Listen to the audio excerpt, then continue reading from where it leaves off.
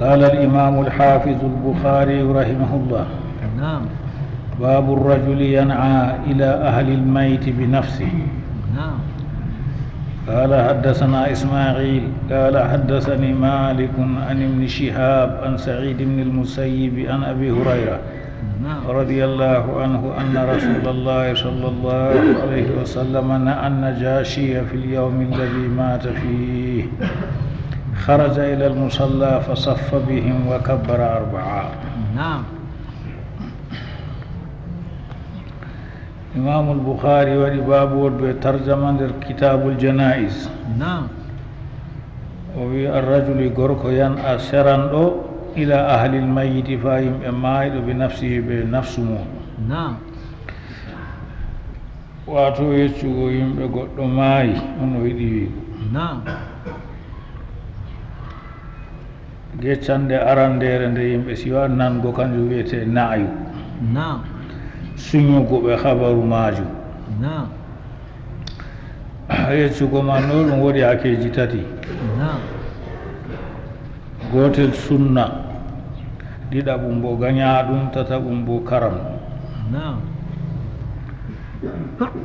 yeccugo yimɓe maayɗo o bandiraɓe maako ɓe soobiraɓe maako ɓe ahlul hayri wa salah ɗum sunna. نعم. goɗɗo to maayi o yeccan bandiraɓe maako wato wayne mon maayi. نعم. nden nden ngam ha ɓe yaalira janaisa maako. نعم. ɓe sirina mo, ɓe juula mo, ɓe juulata ɓe do'ana mo, ɓe mbaɗana mo istighfar. نعم. ɓe mbunna gasuyeji maako. نعم. ɗum ka ɗum sunna yeccugo bandi ko en ɓe soobira e maako ɓe yimɓe mboɗenga yimɓeji hayru. نعم. yo gaña ɗum bo wato to goɗɗo maayi waɗa ɗum mafahir, wato mawnina ɗum machine, waɗa be'itteji ko nandi be majum, wato ande ɗum ka ɗum gañaɗo. نعم. yecca ɗum ngam ban fargo ni, bajjuki bana maɓɓe ni, wato ɗum ka ɗum woɗayi. نعم. ɗum gañaɗum.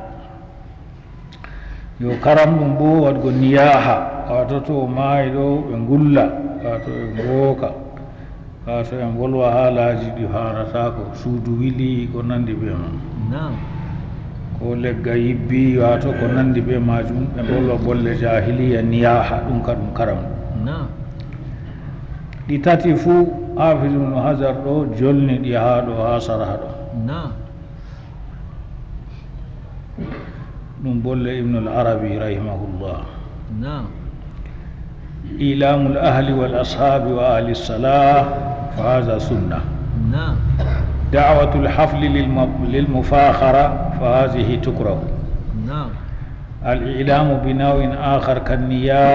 كالنياحة ونحو ذلك فهذا يحرم. نعم. kadi yeccugo goɗɗo maayi kam lismake yeccugo yimɓe julɓe allah ngam ɓe jaabira janaisa maako saa'i man ɓe juula mo har ɓe juulata ɗo ɓe do'ana. نعم. ɗe ko luuti noon ga hanayi kadi. نعم.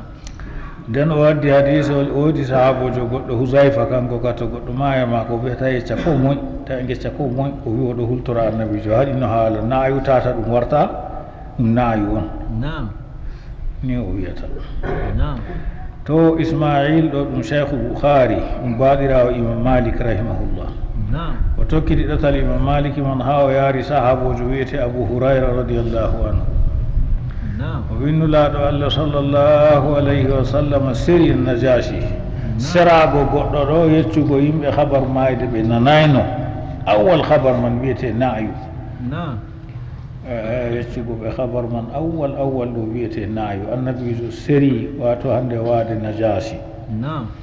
lamɗo habasino diga zaman annabijo. نعم. annabijo yecci sahabo en o ɗo ha madina o wi hande najashi maayi. o yecci ɓe ñalawma maare nde najashi man maayi. نعم. najashi ɗo ɗum inde laamu kadi. نعم. inde maako alamure wonan. نعم. mo ardino ha habashi laami pat ɓe mbiya ɗum najashi. نعم. to yimɓe siyar ɗo winde asfuma no wiyetena. to nden wato annabijo nde yecci ɓe goo wurtodi be yimɓe yehi har nokkure sallikere. نعم. ɓe safafɗini ha toon ɓe kabbiride nayi annabijo juulimo salatul giyab نعم julde birniɗo نعم wato julde birniɗo ha fikkul malikiya ɓe giyayi ɗum نعم ɓe luuti sunna kadi نعم wato ma'ana dalik wato goɗɗo ma yer nokkure wonde feere nden yimɓe kawta juulamo salatul giyab نعم to noon annabijo juuliri najashi نعم o yecciɓe ɓaawo o yecciɓe o wurtake o yeehi ha babal juulete na ha juulurde o juulimo نعم ɓe safafɗini anda ella wurtungo annabijo ma ɗuɗgo yimɓe malla ɗum ella gotka malla toon ɓe juulanno janaisaji نعم annabijo waɗi sahaba en mbaɗi safuji ɓaawo maako o juuli najashi go salatul giyab نعم wato o birniɗo o juulimo o habbiri nayi ba habbirte dow janaisa نعم حدثنا أبو معمر قال حدثنا عبد الوارث قال حدثنا أيوب عن حميد بن هلال عن أنس بن مالك رضي الله عنه قال قال النبي صلى الله عليه وسلم أخذ الراية زيد فأصيب ثم أخذها جعفر فأصيب ثم أخذها عبد الله بن رواحة فأصيب وإن عيني رسول الله صلى الله عليه وسلم لتذرفان ثم أخذها خالد بن الوليد من غير إمرة ففتح له نعم somore modibo boukhari hadise wollo abou mamar نعم o tokkiti ha o yaari sahabojo maagol suka annabijo anas ibnu malik radiallahu anhu نعم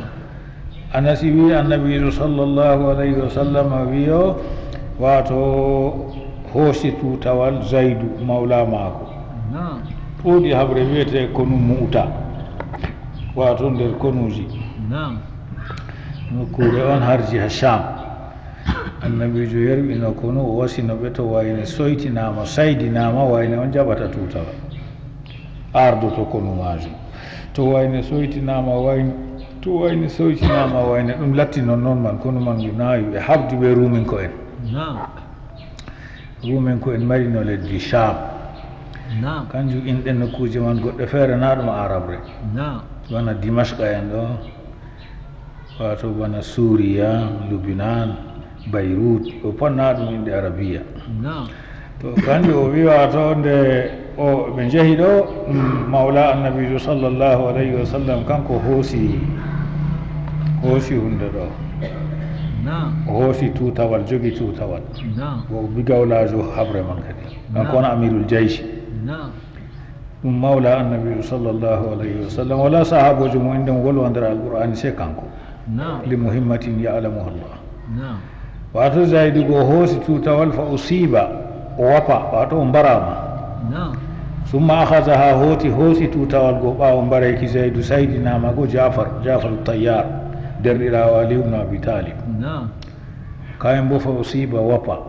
ko e mbimo noon ɗo o jogira junngo ngo ɓe fe'a o jogira ngo o fe'a juuɗe maako ɗiɗi fu e tawi hidde o maaya نعم annabijo wi wato yi oɗo fiira jafaru tayyar summa ahazaha abdoullahi ɓaawa ɗon abdoullahi ibnu rawaha ho'i tutawal go fa usiba kayen bo wapa saydina نعم ɗum ɗo tokkotiri to o wi yaake man annabijo yecciɓe jibrila wari yeccimo nda ko waɗi konu نعم yaake annabijo wato ande yeccaɓe ɗo wa inna ayna rasulillahi sallllahu alayhi wa sallam wala tadrifa نعم wato gite annabijo ɗiɗi fuu ɗo loota gonɗam نعم oɗo woya woygo mayɗo ɓe gonɗam bo o laa yiɓe نعم oɗo woya oɗo yecca e banni nda ko waɗi konu meɗen to summa ahazaha hoosi tutawal go ɓaawo saydugo ɓe tato fu tokkotirɗum khalid ibnul walid khalidu sayfullahi o hoosi tutawal go amma kanko o lamminaka no yaake annabijo yeccanno to wayne maayi wayne on ardoto konu ɗo kanko o limtaka no نعم kanjum min gayri imra o luuti lammineki نعم o hoosi non noon ka tata ɗum yimɓeji kawa sankito نعم fa futiya lahu omtanama نعم allah sini ɗo walli mo o heɓi o nasri o daadi ɓe julɓe luttuɓe نعم yo ɗo wato holli en annabijo seri yecci yimɓe mayraɓe ɗo ha madina diga habar man yottayi نعم yaake man téléphone wala barqiya wala نعم ha leddi sham ɗum waɗi malaikajo yecci annabijo o yecci yimɓe madina banni o wari e jooɗi nder julurde maako goɗɗo ɗo yi'a suno her maako haala maaygo ɓen man ɗo saydiɓe ɓe babul isni bil janaza matingo haala janaisa wato to ni ande ɗo bo feere ɓe arandewol kam naayu ko wiyete naayu kam en wino kanjum woni andingo yimɓe habaru maayde diga ɓe siwa andugo kanjum woni wiyete naayu to isnu ɗo bo ɓe andi wayne maayi wato ɗon bo matingo ɓe kuugal timmi heɓa ɓe sirya ɓe juulam kanjum na ɗum takraru naayu kam ilamu nnasi bi mawti qaribihim fi awal marra kanjum wiyete naayu to jahiliya kam wato ɓe mba'a puccu ɓe wolwa ɓe goyna wayne maayi kanjum ka woɗayi to nden o wi dumtingo ko matingo on al isnuɗo matingo bil janajati goski wato yeccugo yimɓe ɓe siridi wa qala abu rafi an abi hurayra radiallahu anhu qala qala nabiyu sallllahu alayhi wa sallam ala kuntum adantumuni o waddi hadisol taaliq o atfiti dow tarjama abu hurayra wi annabijo sallllahu alayhi wa sallam wino koni on andinayna o goɗɗo on maayino goɗɗo feere o maayi wato woɓɓe ɗo wiya ɗum ummu mihjan amma na ɗum kayo ɓe kawti qissaji man ɗi feere feereji woodi buwanɗo juulurde on maayi wato ɗo wiye ummu mihjan amma na kayo mon haa ɗo maayiɗo haa ɗo hafisu wi ɗum gorko ɗalha ibnul bara ibnu umayril balawi kanko on nde o maayi annabijo e laarinomo annabijo e laarimo har ñaw maako wato ande tawi wato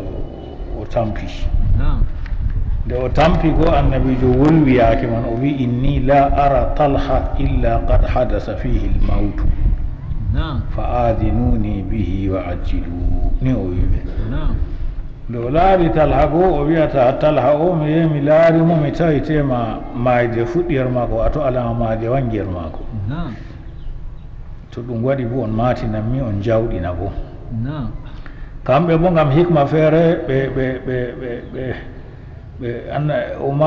o mayiri jemma ɓe geccayi annabijo goɗɗo man yaake o ñawɗo man ɗo o wino yimɓe maako to o maayi tata ɓe yona annabijo oɗo hula ha o woni ɗo ɓe ha to annabijo ummata wara ɗo sakko mata ɗum jemma tata sarru yahuda ene wafa ɗum gam maako goɗɗo rento to sarri fufu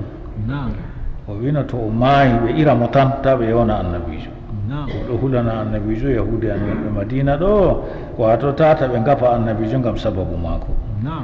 ɗum ɓe tuugi kadi nde o maayi go sey ɓe geccayi annabijo winoɓe bo nde ɓe geccayi go kanjum annabijo feli ɓe ɗo ala kuntum adantumuni yela on lattata ko on andinan min wino on ɗum lattake jemma حدثنا محمد قال أخبرنا أبو معاوية عن أبي إسحاق الشيباني عن الشعبي عن ابن عباس رضي الله عنهما قال مات إنسان كان رسول الله صلى الله عليه وسلم يعوده فمات بالليل فدفنوه ليلا فلما أصبح أخبروه فقال ما منعكم أن تعلموني قالوا كان الليل فكرهنا وكانت ظلمة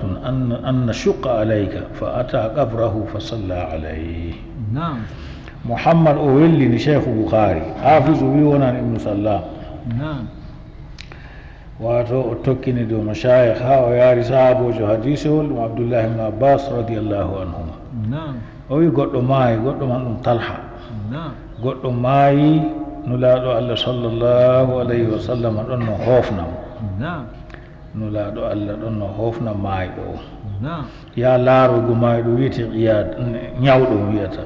laarugo ñawɗo wiyete qiyada annabijo ɗon no ya laaroyamo sey o maayi billayli nder jemma ɓe irimo laylan jemma go nde weeti goo ɓe gecci annabijo talha go maayi sey annabijo wi ko haɗi on noon andinanmi ɓe gecci hujja maɓɓe ɓe wi ɗum lattake ɗum jemma sababu man min gañi to min cannanama fa karina an nashukka alayka ɗum jemma na hen jemma bo nibre bo waɗi kanaji man fuu tammo كان الليل جم ودي وكان الظلم نبرب ودي من غني أن نشق عليك من سننا وجبني بجلد الماء بولاك وي سو يرى بريد ويقو دري فصلى عليه وجولم عاد المالك إن كنت يا مجولاك تهبري حسر بنجولا تاوتي لا دعاني أنون فأتى وري قبره قبر ما يدقو فصلى عليه ونن أجولا مكان النبي جولي هذا ظاهر حديث تاوتي لا نوبيا ودعاني تو جولاك قد نادى ما حبري جولاك حبري من دنيا باي واتو ande o juulete ko nder habrire maako woodi hadise o sappi haa ɗo annabijo ɓamti juuɗe on waɗi du'a ɗum bo ɗum ta'wili malikinko en annabijo ɓamti juuɗe on wiyata allahumma alqi talha yadhaku ilayka wa tadhaku ilayhi jawmirawo seynu mo ni mana allah seni ɗo wuɓu wato fottinta alhaɗo be maɗa aɗo jalana mo oɗo jalane ɗo ɗum ta'wil malikinko en wato sallaɗo o do'i allahu alam الحمد لله الحمد لله رب العالمين والصلاة والسلام على أشرف المرسلين سيدنا محمد وعلى آله وأصحابه أجمعين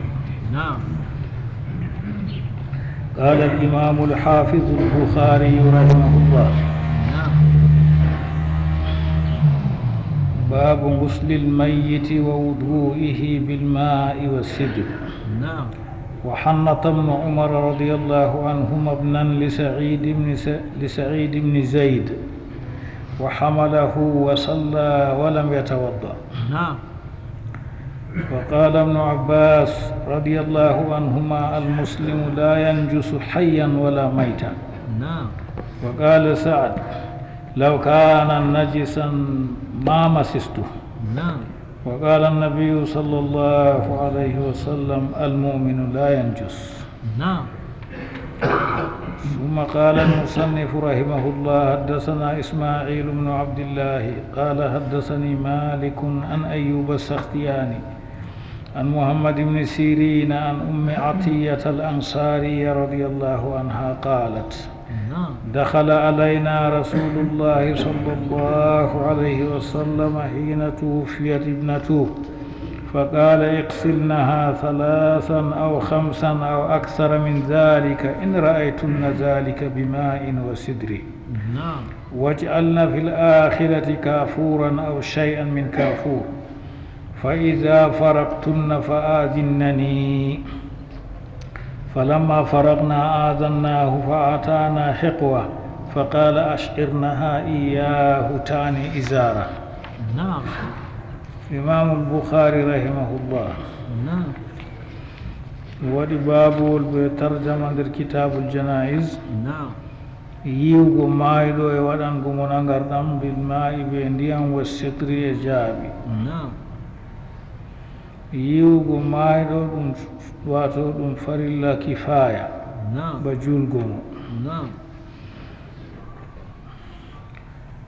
woodi ɓe ƴaawi wato pottal har majum ba imamu nawawi naqala al ijma'a lakinnahu unkira alayhi yiwugo maayɗo wato ɓe nangingo mo ɓe mbi nangarɗam kam ɗon nasti nder ngiiwa imana nangingo mo he'ata sey ɓe yiwugo mo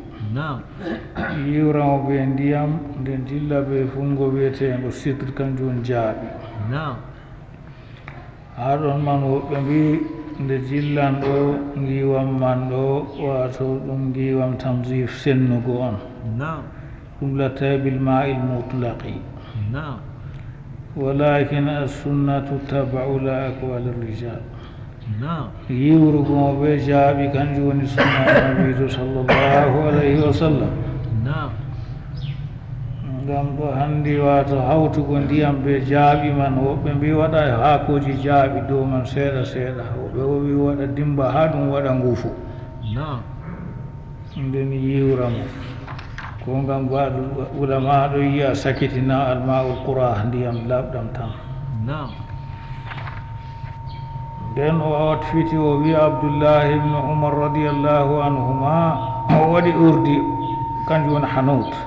نعم o waɗi urdi haaɓi saïd ibnu zaydin نعم mayɗo baɗanteɗum urdir nokkuje sujudeje muɗum fof نعم kooli babaji kosɗe ɓe نعم koppi maako ɓe nder newe maako ɓe tintinol maako e hinere maako نعم waɗa urdi ɓaawo yiwugo mo kanjum woni hanut نعم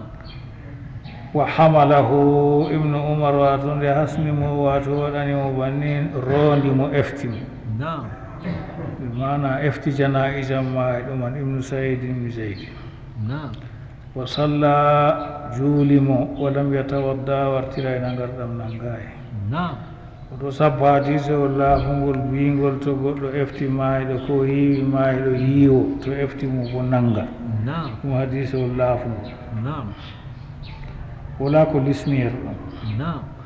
ngam goɗɗo yiwi mayɗo wiyata lismake se o yiiwa ngam o efti mayɗo wiyata se o wartirana ngarɗam نعم ibnu abbas radiallahu anhuma o wi julɗo ɗum soɓata geeto e mayɗo fo نعم wiigo banni o fotayi wiigo se to o nani ha jam sharia kanko on annabijo sallllahu alayhi wa sallam نعم almuslimu la yanjusu hayyan wala maytan julɗo ɗum soɓata ar o geeto mayɗo fo jaati maako na sobki نعم cuɓe wonɗer maako looteteɗe amma jaati maako kanko julɗo kam na o soɓɗo نعم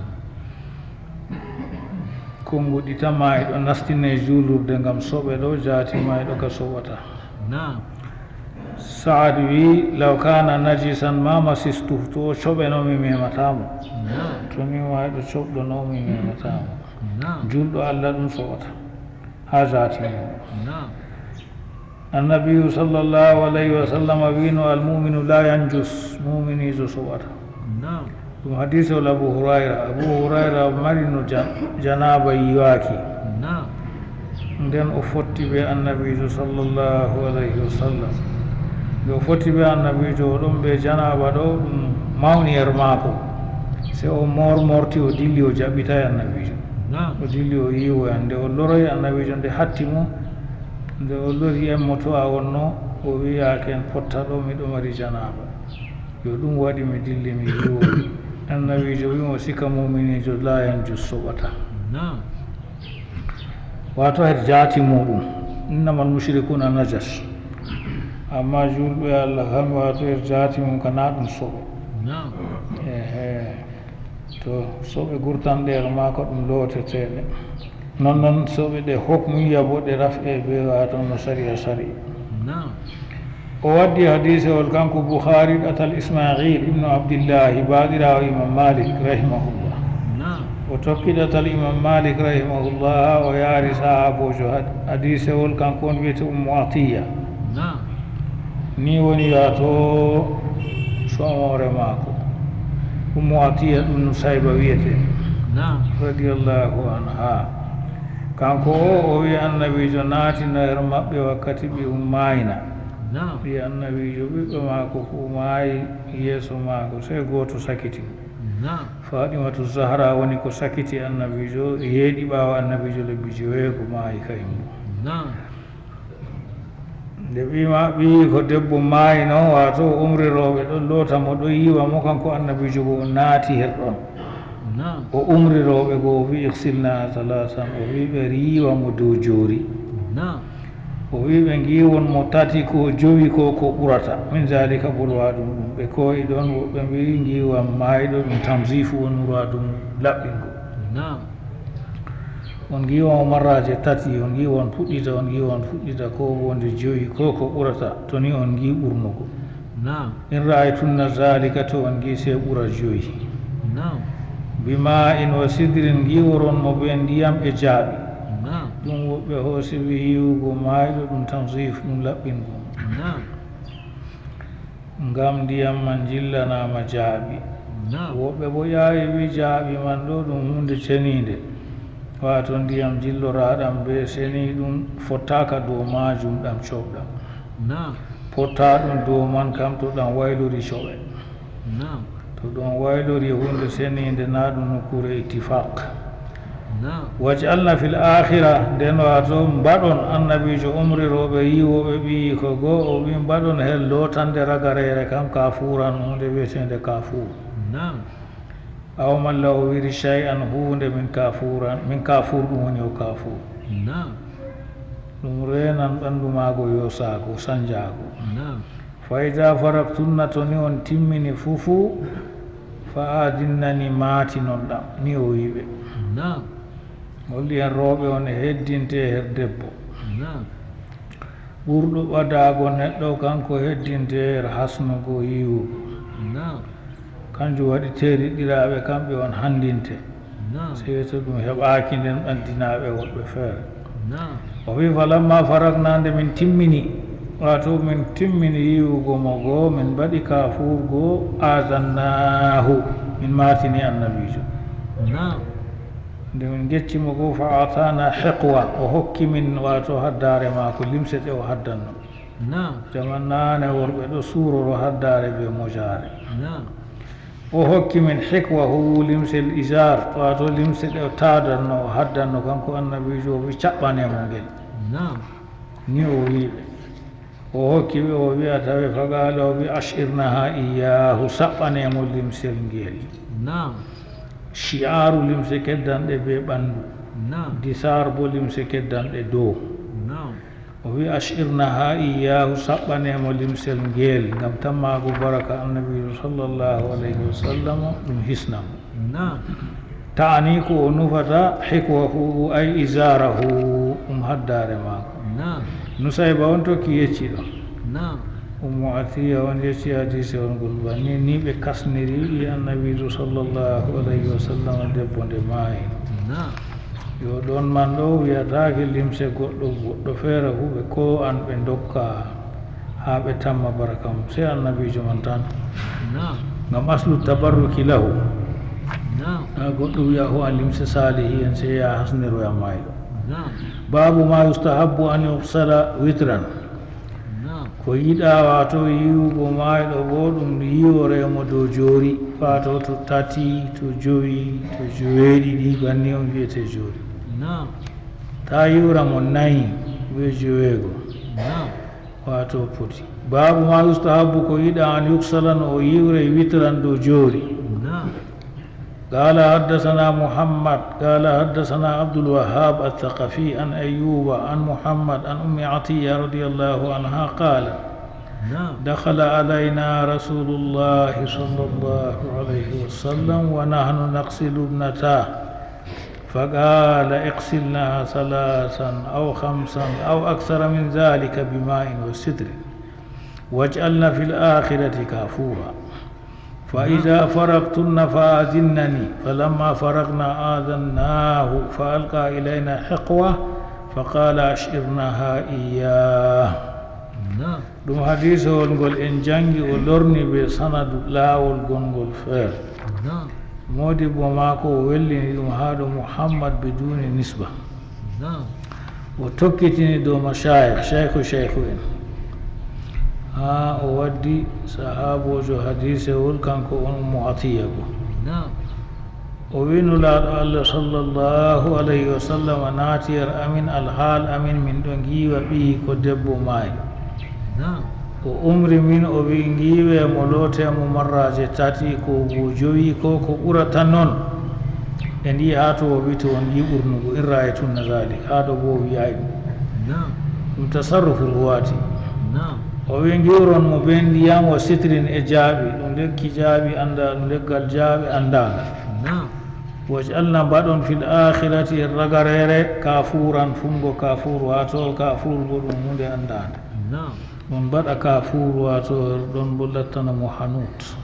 نعم fa iza faraktunna to ni on timmini yiwugo mo on mbaɗi hanut goo fa adinnani maatinon ɗam نعم on andinanmi on timmini falamma faragna o winde min timmini adannahu min matini annabijo goo min timmini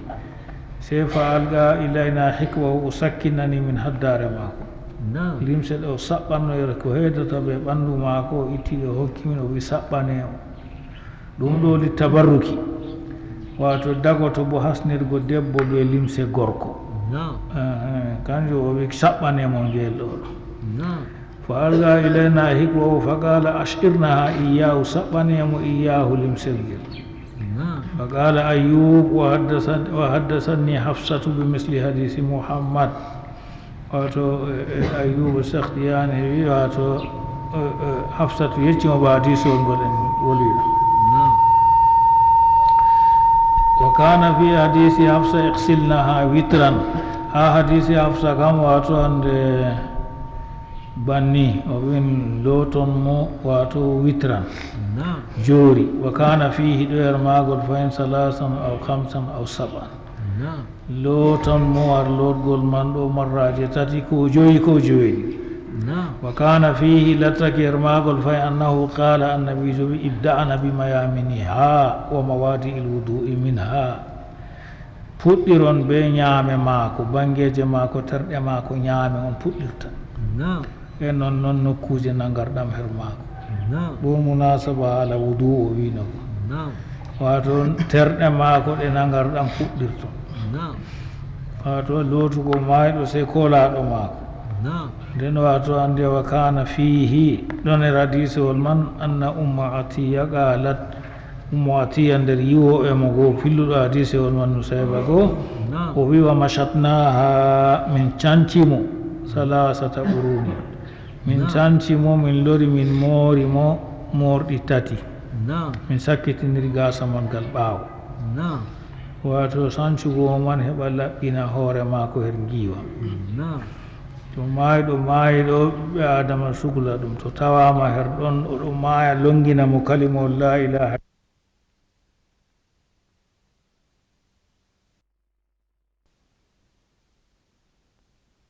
hayɗina ɓi adama tan ma o wi o wiyata la ilaha illallah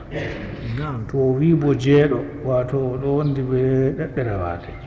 to o timmi o maayi bo mumninamo gite maako ɗo lora hubba ɗe wato ta ɗe purtino ɗe ɗo tokki yonki banni to ɓi adama maayi gite on purtoto nden suddamo to suddimo ɗo wato hande nden wato hande woɓɓe mbi ɗede yaake man ɗo wato waɗa hunde ɗelemde feere dow reedu maako to ndu uppa ba ka fahi diwini wato wallina dow reedu maako to ndu heewa to non ɗon wato hande yiwo on wan latta ɓadiɓe mo nden wato latto bo wato yimɓe amana nden heɓa goɗɗum waɗa her juuɗe muɗum sena mo her nokkuje senugo to lattake woodi goɗɗum wurtata ta sattina wurtina ɗumani ɓoosa reedu maako seɗɗa seɗɗa to iɓe sembetetiki maako wurton gam o wala yonki yo nden kadi wato yiwa mo wato fuɗɗira nokkuje ten ɗumani nagarɗam maako nden wato yiwa bo wato nokkuje ñaame tawon fuɗɗirta to humni marrare fuɗɗita hande tati ko hande joyi ko hande jeeɗiɗi no yiifu ɗum woni o ko haani wato hanayi julɗo allah wiya hulan maayiɗo se wayno hen ɓe ɗaɓɓita goɗɗo bilkijo mo anda ko ɗume on ɓe herɓa e wiya yiwa on man to ka ɗum handa her julɓe allah to goɗɗo maayi her maɓɓe ɗo pat ɓe kulan wato se ɓe ɗaɓɓita goɗɗo ha fattude goɗɗo feere wara yiwa mo ɗum handayi goɗɗo ma ko on haani yiwa mo ɗum ɗo yimɓe ɗo mbaɗa ɗum goɗɗo feere to maayiɗo o wiya o hulan maayiɗo maayiɗo kana maayi yo ɗum ɗo nde ɗum ɗon kanjum waɗi mi findini yimɓe her majum wallahu alam ala ashraf almursalin سيدنا محمد وعلى آله وأصحابه أجمعين قال الإمام الحافظ البخاري رحمه الله باب يبدأ بميامن الميت قال حدثنا علي بن عبد الله قال حدثنا إسماعيل بن إبراهيم قال حدثنا خالد عن حفصة بنت سيرين عن أم عطية رضي الله عنها قالت قال رسول الله صلى الله عليه وسلم في غسل ابنته ابدأنا بميامنها ومواضع الوضوء منها en ɗon ɗon nder kitabul janais haala mayɓe ko huwante nden boukhari waɗi haa ɗo tarjama fuɗɗire yiwgo mayɗo ɓe ñaame mum bangeje ñaame yubda o fuɗɗore bima yamini ñaame almayiti mayɗo ɗum sunna nden o hooyi hadise ol ɗatal cheikhu maako ibnul madini rahimahullah o tokkiti ha o yaari ummu atiya kay mbiyete sahabiyatul hadis radiallahu anha nusayba o wiyete o wi nulaaɗo allah sallllahu alayhi wa sallam wi her yiwugo ɓiyum debbo wi ko man ɗo ɗum zeynab kanko on mawnirajo er ɓiɓɓe annabijo sallllahu alayhi wa sallam ko ngam woɓɓe wi ɗum ummu kulsum bo ɗum konngol bo wi banni wato har wi annabijo yiweteɗo annabijo wiyata yiwo e man ɓe puɗɗira ñaame maako o wi ɓe iddana puɗɗiron bima yamini ha ñaame maako wa mawadi il wudu'i min ha e nokkuje nagarɗam fuu her ñaame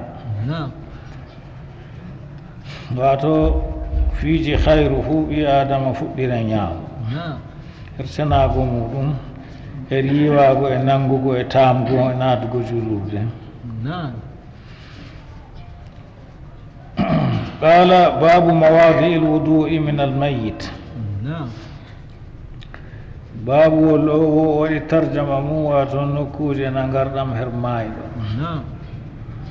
ha ɗo ɗo modi ɓeɗo luuri ha nangingumo ɗo ɓe gusɓinan mo funa ɓe sorkinan kine funa woɓɓe kujjori hadisol en tan mi janngugo ɗo ɓe mbi noon man amma hanafinko en wi la yustahabu wudu'uhu aslan kamɓe ka ha faamu fikku maɓɓe nokkuje wato ande nagarɗam minal mayiti her maayɗo goɗɗo feere to maayi hunnduko mum ɗum ngaaɓoto dede tawaɗo her man ɗo muminamo gite ma ko hunnduko man to tawi o habda ko muɓo to ɗum waɗaki waɗa leppol o haɓɓa hoore ha les bawawe ɗo ta o sattina masine maayɗo julɗo allah kormaɗo geeto e maayɗo fo ñidduɗum o acca hunnduko maako ɗo ngaaɓi har tawaɗo her goɗɗo maayata woɓɓe ɗum ɗo waɗano o wiwa to yahya ibnu moussa wiyete cheikhu boukhari haɗo قائلا حدثنا يحيى بن موسى قال حدثنا وكيع عن سفيان عن خالد الحذاء عن حفصة بنت سيرين عن أم عطية رضي الله عنها قال لما غسلنا ابنة النبي صلى الله عليه وسلم قال لنا ونحن نغسلها ابدأوا بميامنها ومواضع الوضوء أم عطية حديث والمؤمن بخاري توكيد دو مشايخ مهايا صحابية وهي أم عطية نسيبة رضي الله عنها ويوا كتند من جيب النبي دبو حافظ ابن حجر كياري زينب إتان جويتا تبرئ ماي هجرة ويوم بها أم كلثوم والبيد رقية wakkati min giiwi annabijo wato annabijo wi min alhaal amin min ɗo giiwa debbo o annabijo wi min ibda'u bimayaminiha wa mawadil wudu o wari o nasti o wari ha dede o wolwantamin min nana o wiyata yaake man min ɗo giiwa ɓiɗɗo debbo o wi fuɗɗore ɓe ñaame maako ɓe nokkuje nagarɗam ɗum giɗa ɗum kadi wiyadama er kuuɗe senago muɗum wato kuuɗe hayru pat fuɗɗira ñaamo fuɗɗirgo ñaamo ɗum sunna annabijo sallllahu alayhi wa sallam her giwan ɓe nagarɗam e tamamo e natgo julurde qala babun hal tukaffanu lmar'atu fi isari rajul boukhari waɗiri tarjama ɗo dow sura sual gam taraddudu ha masala majum debbo hasnirte ɓe haddare gorko na yimɓe nane surungal mum haddare ɓe mojare yo kadi haddare nde gorko haddoto wato haddayel maako man ho an hasnira debbo na to gam ɗum woodi masala man fi shay boukhari waɗi banni dow sura sual قال حدثنا عبد الرحمن بن حماد قال أخبرنا ابن عون عن محمد عن أم عطية قالت توفيت بنت النبي صلى الله عليه وسلم فقال لنا اغسلناها 3 أو 5 أو أكثر من ذلك إن رأيتن فإذا فرغتن فآذنني فلما فرغنا آذناه فنزع من حقبه إزاره وقال أشئرنها إياه عبد الرحمن بن حماد وني شيخ البخاري الحديث والله نعم وتوكيتي وياري صاحب جو حديث والأم عطية وني كنيا ماكو صومور ماكو نعم كان كون ويا تو يا كبي النبي جو ماينا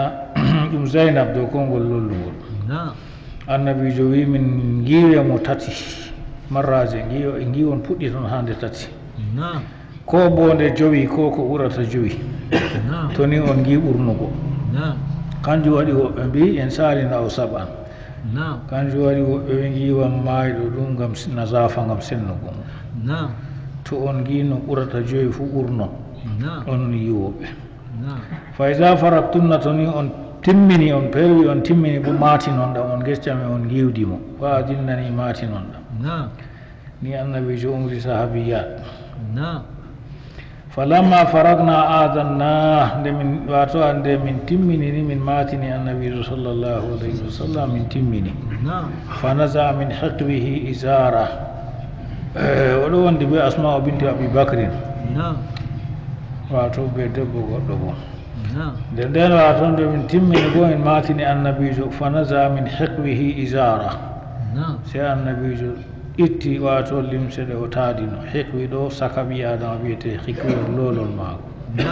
limsede o saɓɓino o haddino o ittiɗe o liini ɓe o wi ashirnaha iyahu saɓɓanemo limsel ngel ɗum bouhari waddiri haala e ko waɗi o waɗi su'al kadi nda annabijo wato hokkiɓe mbaɗana bo ɗum debbo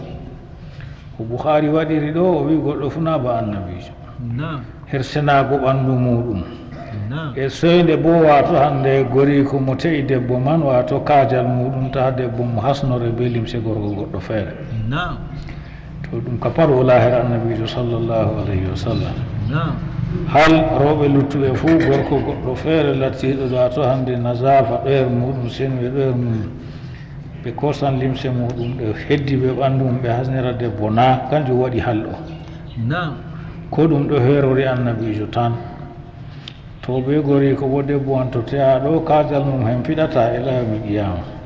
ɓe howa limse gorko goɗɗo feere ɓe hasnira debbo maako ɓe go yiɗa babun yajalu lkafur fi l akhirati e wadgo wato hande kafur ɗum hunde andade e wadgo kafur fi l akhirati en marrare ragarere to yiwama mayɗo ɗo waɗa kafur kanjum woɓɓe wino haala sitru fuu wato sidru jaaɓi wadgo noon kanjum en mbi ndiyam man na ɗum ma ɗum mutlak kanjum en mbi giwam ma ɗo ɓuri nandugo ɓe nasafa حدثنا حامد بن عمر قال حدثنا حماد بن زيد عن أيوب عن محمد عن أم عطية قالت توفي إحدى بنات النبي صلى الله عليه وسلم فخرج فقال اغسلنها 3 أو 5 أو أكثر من ذلك إن رأيتن بماء وسدر واجعلن في الآخرة كافورا أو شيئا من كافور فإذا فرقتن فآذنني قالت فلما فرقنا آذناه فألقى إلينا حقوة فقال أشعرنها إياه وعن أيوب عن حفصة عن أم عطية رضي الله عنهما بنحوه إمام البخاري ودي حديثه الشيخ من بيته حامد وتوكيد يا وياري صحابية أم عطية ɗum hadise mum ummu atiya rafi hadise o wi goto nder ɓiɓɓe annabijo rewɓe maynama winoma ɗum zaynab kanko heesata ɓiɓɓe annabijo fo o maayi bo yer bidaya sana samina wato nde no mayna ɗo wato annabijo wurti se wari wiyata rewɓe yiwo emo ɗon giwa mo nde tati ko bo nde joyi ko ko ɓurata to on giɓurnugo on giwra mo ndiyam ɓe fungo wiyetego jaaɓi ha wadgo jaaɓi man ɗo ɓe mbi ɓe mbaɗa nder ndiyam man e pokaɗam ha waɗa ba nguufo ɓe mbi ɓe sakkina hakoji man nder man noon o wi mbaɗon her marrare ragarere bo hunde wiyetede kafur bana hanud ni on gaɗa ɗum wato ha ragare giwan man kafur malla o wiri shay an hunde seeɗa min kafur ɗum woni o kafur to ni on timmini ɗum bo pat maati noon ɗam geccon ɗam nden o wi falamma farakna adannahu nde min timmini goo min maatini annabijo sallllahu alayhi wa sallam min gecci o min timmini yiwgo mo sey noon noon fa alga ilayna hikwahu o sakkinani min limsel maako heddangel be ɓanndu hiqwahu ɗo taadetengel saka haddare maako si o wiyata ashirnaha iyahu mbaɗanemo shi'ar saɓɓanemo ngel ɗo ɗo kanjum ala asnugo debbo ɗe jottoto joyina en tan mi wargo ha maajo woodi kaɓɓeteɗe saka maako wona taga feere limsel pamarel ngel debbo saɓɓata less limse nden o ɓorne bo o wi saɓɓanemo ngel ɗo e ɗori o hoyti sanadu ɗatal Ayyub o waddi ha Ummu Atiya man ko nandi ɓe hadis on man her ma'ana to yimɓe hadis wi bi nahwihi ɗo her ma'ana on ɗi kawtina lafzu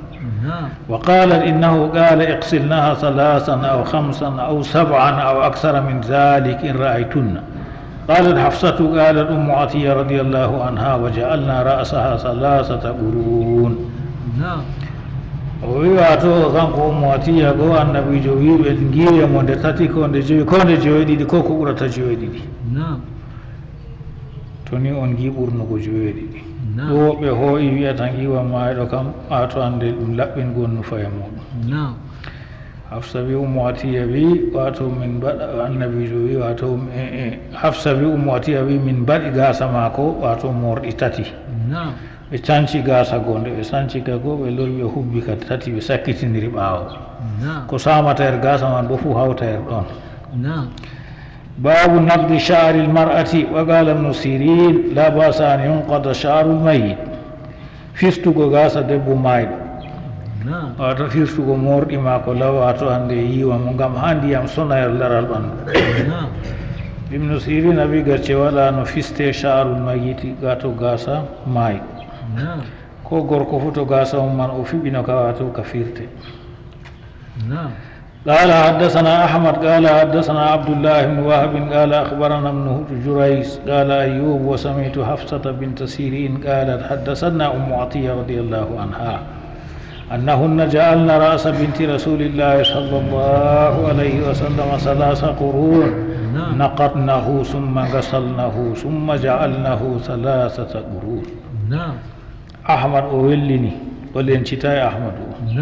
وبيدو ابن صالح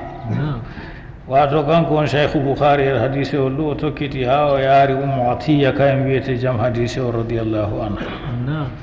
o wi kamɓe yiwoɓe ɓe ɓe mbaɗi wato gasa hoore ɓi annabijo sallllahu alayhi wa sallam morɗi tati ɓe pisti ka wato woodi wiɓe firtata lakin hadise o ngol hujja dow muɗum to ko samata her gasa man bo hawta fuu wamda her hoore man toon to wato ande o wi ɓe mbaɗi gasa man morɗi tati naqadnahu ɓe pistika summa gasalnahu hooti ɓe looti gasa man be ko heddata less maka laral ɓandu summa ja'alnahu hooti ɓe mbaɗi gasa go 3 qurunin morɗi tati ɓe sakkitiniri ɓaawo firtugo gasa moraka sancaka sakkitinira ɓaawo ɗum giɗa ɗum he ɗum giɗa ɗum woɓɓe feere bo wi gaña ɗum gam ta gasaji mako man ta'arufa noy لكن الحديث حجة الحمد لله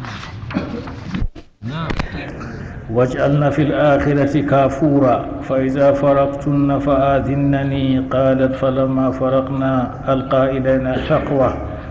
فقال أشعرناها إياه ولم يزد على ذلك ولا أدري أي بناته وزعم أن الإشعار الففها فيه وكذلك الففنها فيه وكذلك كان ابن سيرين يأمر بالمرأة أن تشعر ولا تؤذى إمام البخاري رحمه الله در باب الجنائز كتاب الجنائز أن قلنا على مايبه ودي ترجمة هذا كدب كمايدو سبانتي لمس سبتين كيف أن يأتي الإشعار سبان كلمس للميت يرمايدو كسنتيدو نوي سبيرتي لمس الكدين تينجل ببندو ماكو حسن البصري رحمه الله وفي الخلقة لبول الخامسة جوال يشد بها الفخذين نقول حقور داود ودير كايني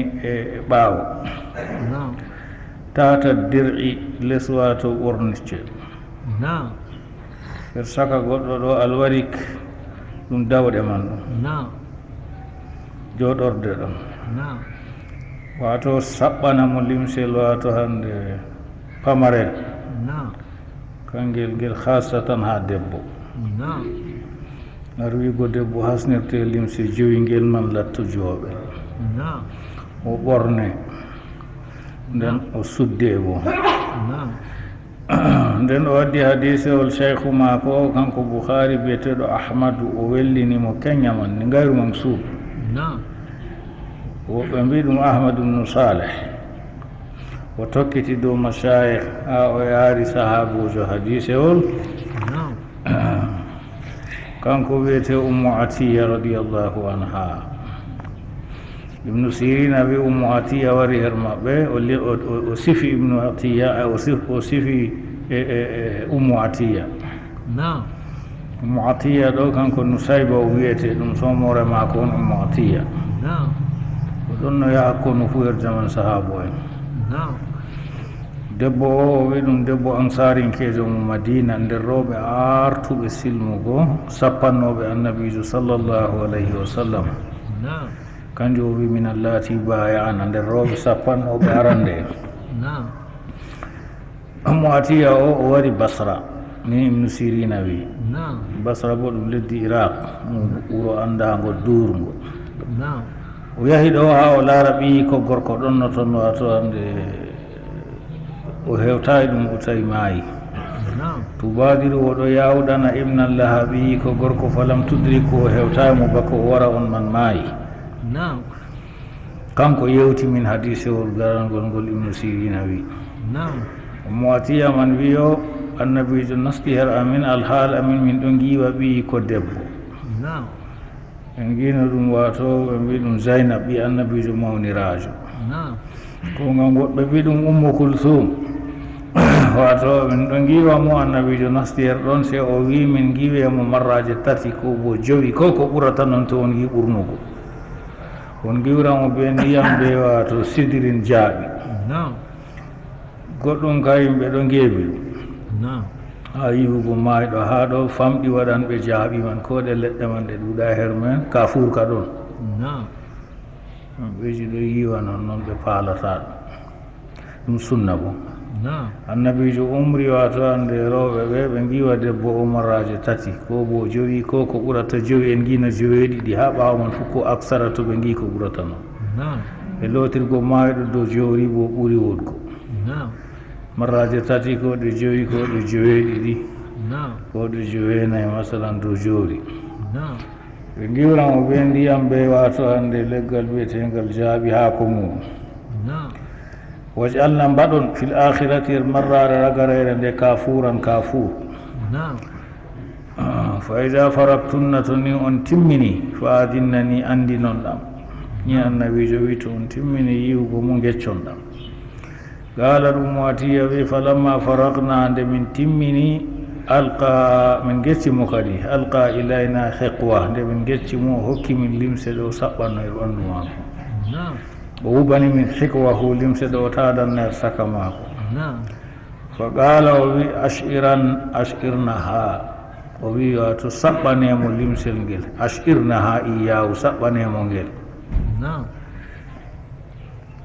ni o wi amma walam yazid ala dalik o ɓesday dow bolwa ɗum نعم o yeccay no ɓe saɓɓirta نعم kanjum sirri man bouhari yecci kayfa tarjama نعم wala adri mi anda ibnu sirina wiyata mi anda ayubanatihi moye ɓiɓɓe maako نعم mi anda ɗum moye ɓiɓɓe maako on wato ɓe giwata ɗum zaynab na ɗum ummu kulsum نعم ko ngam woɓɓe sarrahani ɗum ummu kulsum نعم o wi mi anda ɓiɓɓe maako ɗum ɓe ɗum ayub on wona ɓe wi seki ɗo na ibnu sirin نعم fillo ibnu sirina kanko o wi mi anda wato ɗum ɓe ɓiɓɓe maako on wa zama ɗum moye nder ɓiɓɓe maako wa zama o ƴaayi zama ɗo yofe dow qaala نعم anna al ishara ko woni wato muradu be ishar mana muɗum ɓul fufnaha fihi cawemo her maaje نعم sawemo her maaje نعم وكذلك نون كان نسيرين محمد بن سيرين لاتك يأمر أمرة بالمرأة دب أن تشعر نصبني لمس ولا تؤزر حدتاك نعم ولا تابع حداري نعم بسبب ساوى نون نعم to debbo hasnirte limce joyi gotel wato hande jawabel man kennetengel ɓe lees mbal ni نعم babun yaj'alu sha'ra almar'ati yaj'alu sha'ra almar'ati thalathata qurun نعم giwanɗo debbo waɗan gasa debbo man wato hande morɗi tati ko ngam woɓɓe fayi ɗon wayi morugo wato lornan ka nonnon نعم قال حدثنا قبيصة قال حدثنا سفيان عن هشام عن أم الهذيل عن أم عطية رضي الله عنها قالت ضفرنا شعر بنت النبي صلى الله عليه وسلم تعني 3 قرون قال وكيع قال سفيان ناسيتها وقرنيها قبيصة شيخ بخاري رحمه الله وتكتي ها وياري أم عطية كانكو مري حديث جديد بأسدوفو كانكو في الليل رضي الله عنها وبي من موري قاس بي النبي صلى الله عليه وسلم طبعا باهو سانشكي تعنيكو نفت من موري 3 قرون مور للتاتي وكي وبي سفيان بيد ناسيتها وقرنيها كانجون تاتي ماجو kedan ɗum wato gasa haydan ka hangu ɗum reɗo wiyete nasiya ɓe tintina ka ɓe waɗarna he galaɗi ko hoore bo ɗiɗi fo ɓe sakkitinir gasaji man bo ɓaawo nde ɓe moori man woɗɓe bo ɗon giya morugo sansugo morugo ɓe ɗon giya ɗum gañaɗo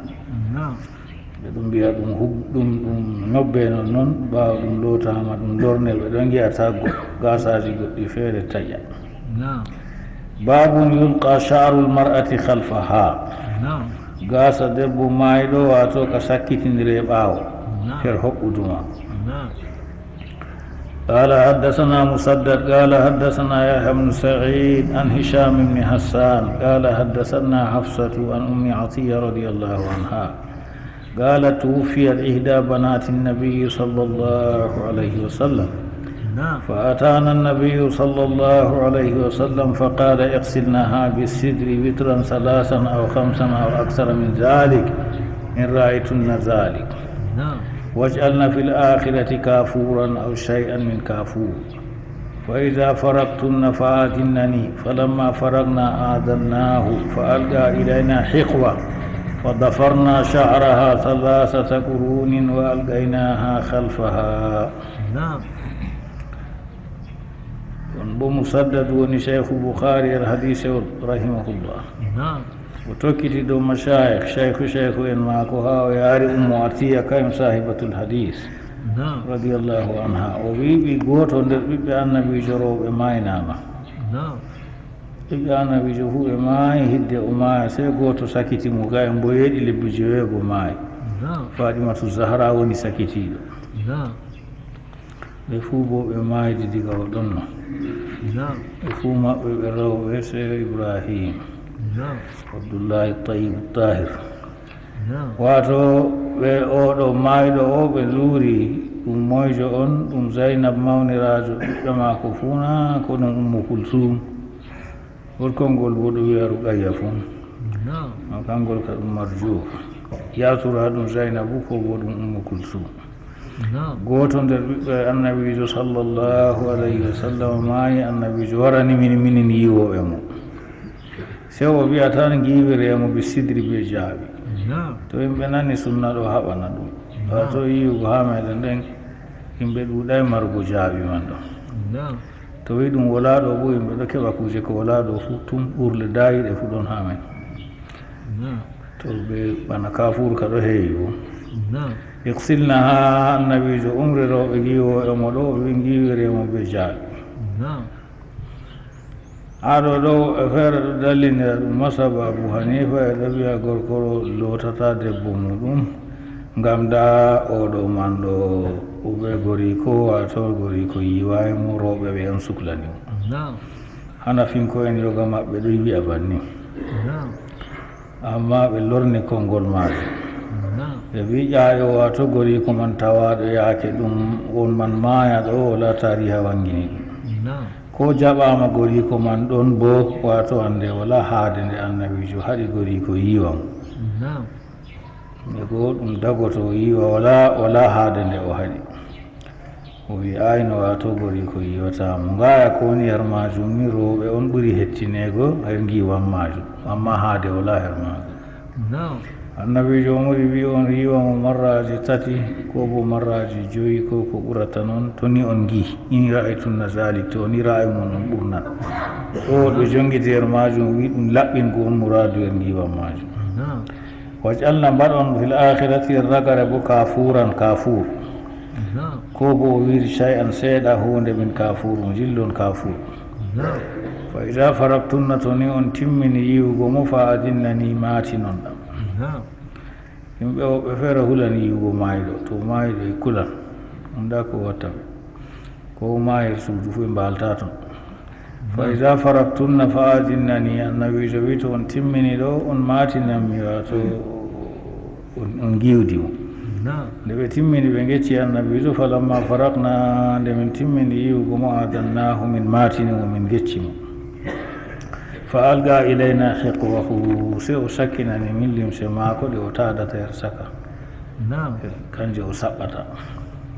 fa dafarna sha'raha min saɓɓani mo wimin mi saɓɓana mo ngel fa dafarna sha'raha min moori gasa debbo go maayiɗo go taban ɓaawo sancugo kam heɓano ka lootore les maaka bo loote wato ko saamiyar maaka bo lorne nder maaka to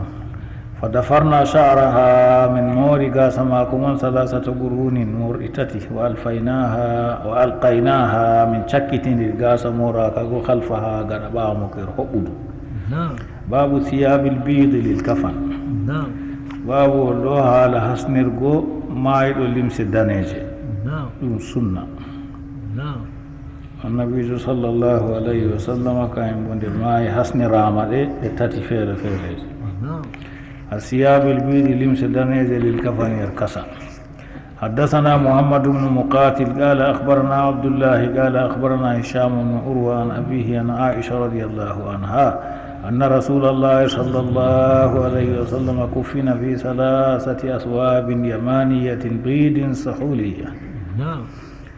من كرسف ليس فيهن قميص ولا عمامة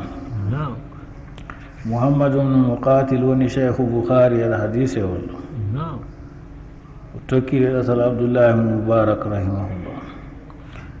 توكي يا أم المؤمنين عائشة رضي الله عنها كوري النبي وإن الله الله صلى الله عليه وسلم حسن راما limsetati yamanin keje wato iwɗe leddi yaman nden bo ɗe daneje nden ɗe sahulinkeje wato sahul ɗo ɗum inde nokkure kadi burudu yaman o wi wato min kursuf limse ɗe ɗe hottollo laysa fihinna qamisun har kasa mako man ɗe tati ɗo wala ngapalewol ɗon wala imama wala metalo yimɓe feere wato ɗo waɗira laysa ɗo ittitin koko luuti tati ɗo wato laysa ɗo wiya